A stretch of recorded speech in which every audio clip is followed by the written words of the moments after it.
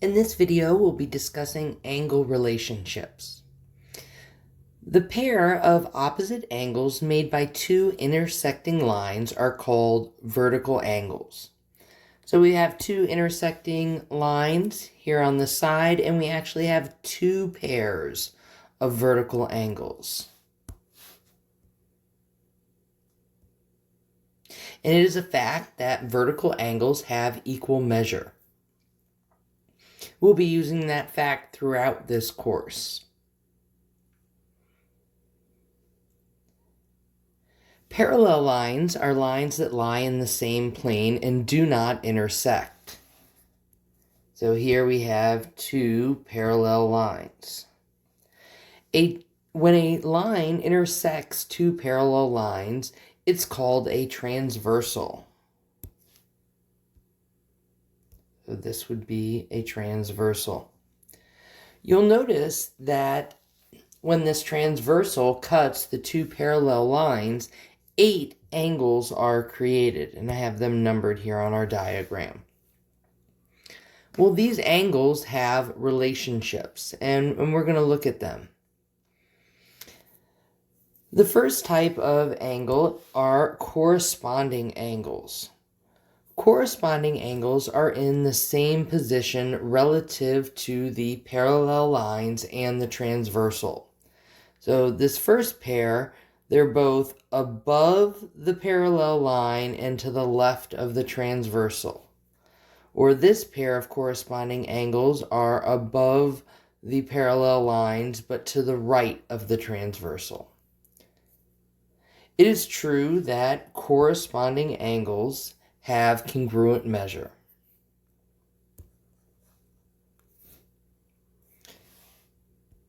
Our next angle type are alternate exterior angles.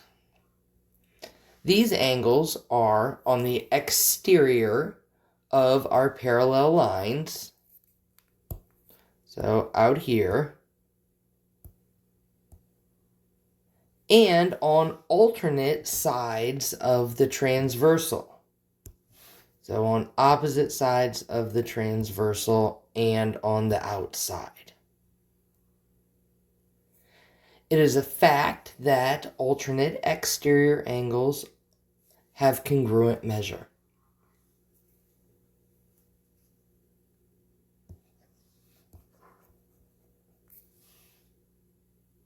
Our next type of angles are alternate interior angles.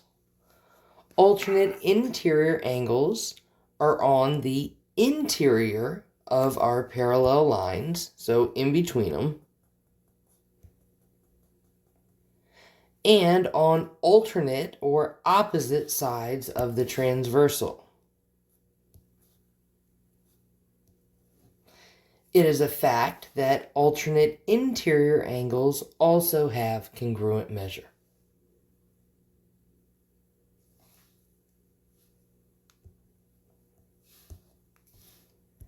Lastly, we have co-interior angles. Interior means that it's going to be in between our two parallel lines, and co, rather than alternate, means they're on the same side of the transversal. We'd have another pair over here as well. And it is a fact that co-interior angles are supplementary. We're going to be using these angle facts throughout the course as we create diagrams and need to gain additional information. One more angle fact that we need to know is that the sum of the measure of the angles of any triangle is 180 degrees. We are going to use these angle facts to help us find some missing angles.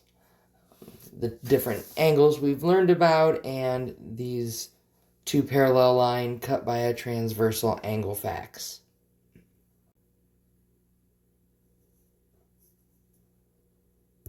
I'll start with this angle 115 degrees.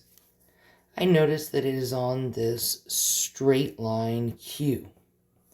And straight lines make up straight angles, and straight angles total 180 degrees. So this right here, these two angles together must total 180 degrees. We can find the measure of angle 2 by doing 180 minus 115 degrees to give us 65 degrees.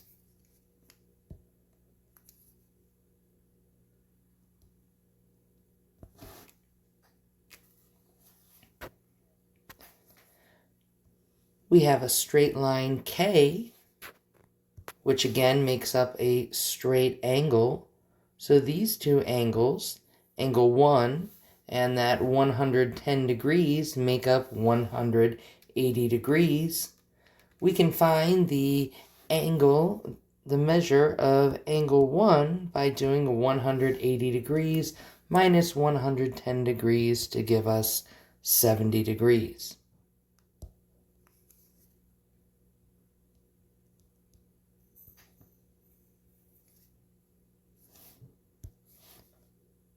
Well, if we look, we have a triangle right there. And it's a fact that the sum of the interior angles of a triangle are always 180 degrees. So we can find the measure of angle 7 by taking 180 degrees and then subtracting the two angles, 65 and 70, from it, giving us 45 degrees.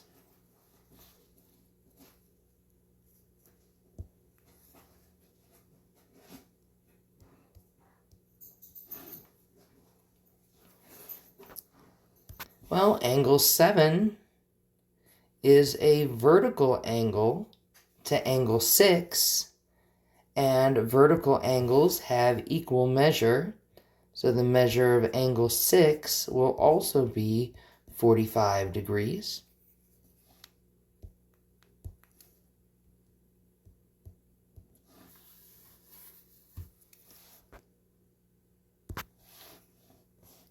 Angles Q and M are parallel, and they are cut by this transversal J. This angle 5 is an alternate interior angle with that 45 degree angle 6, and alternate interior angles have the same measure. So the measure of angle 5 will also be 45.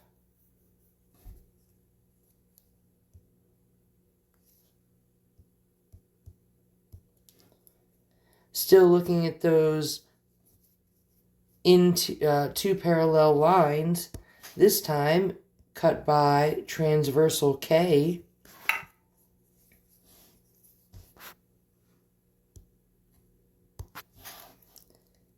Angle 4 is a corresponding angle with 115, and corresponding angles have equal measure. So we conclude that the measure of angle 4 will be 115 degrees.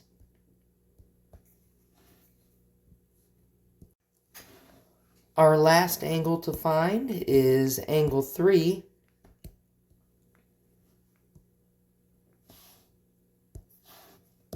We know that this is 115. And this here is a straight line. Straight lines make up 180 degrees. So these two angles together have to be equal to 180 degrees. We can find the measure of angle 3 by taking 180 degrees and subtracting 115, which gives us 65 degrees. With these problems, you could have come up with these answers using different facts So if you were thinking, oh, I know it's equal to this because of a different rule, that's totally okay. These are just the ones that I chose to use in this example.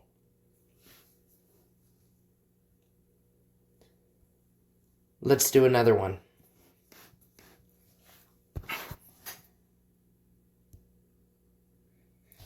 We have two parallel lines here.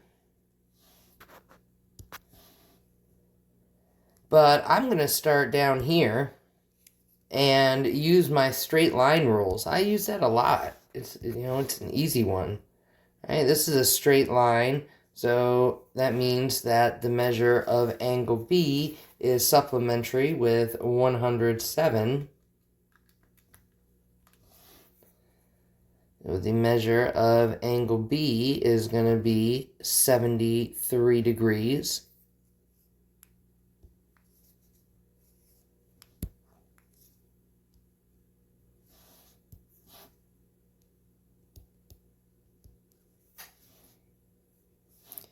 And then angle G is a vertical angle to that angle B. And vertical angles are equal. So the measure of angle G is also going to be 73 degrees.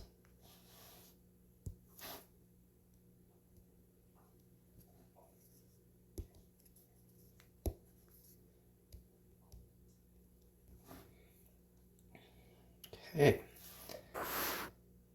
Well, we've got ourselves a triangle right here. And the interior angles of a triangle have to add up to be 180 degrees. So we can find the measure of angle D by taking 180 degrees and then subtracting the 45 and the 73 from it and get 62 degrees.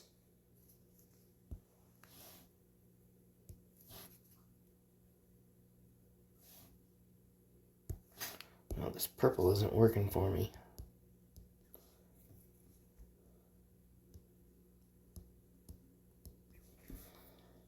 All right. Let's see what else we can figure out. I've got two parallel lines cut by a transversal. We know that alternate interior angles are congruent. Angle B and angle C are alternate interior angles. So that means that the measure of angle C is going to be 73 degrees.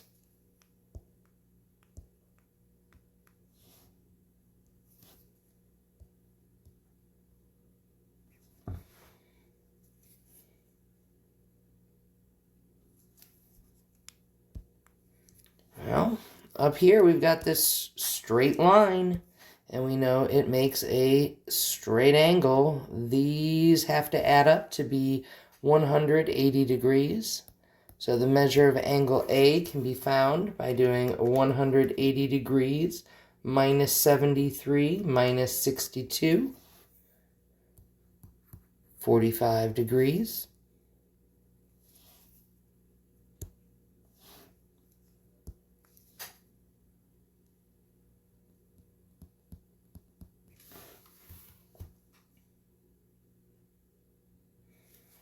I think I'm just going to straight line my way all the way around this. I've got another straight line right here. It means that these two have to add up to be 180 degrees. So we can find the measure of angle E by doing 180 degrees minus 45. That'll be 135 degrees.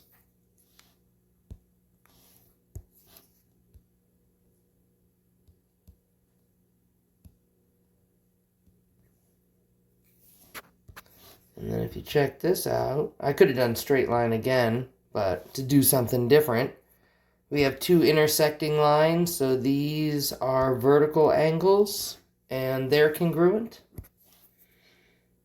So the measure of angle F, also going to be 45 degrees.